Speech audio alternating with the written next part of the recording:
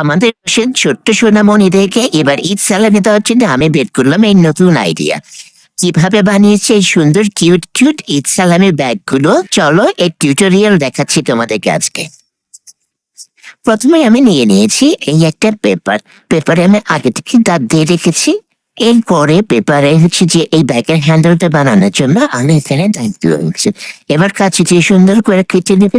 কেটে নেওয়ার পরে এটা দিয়ে আমি মাঝখান থেকে এখন এটাকে মাঝখানের অংশটা কেটে নেবো, কারণ মাঝখানের অংশটা কাঁচি দিয়ে কাটাই সম্ভব না। এরপর এই অংশটা আমি আলাদা করে নিলাম। নেওয়ার পরবর্তী কাজ হচ্ছে যে আমি এটাকে এখন ফোল্ড করবো।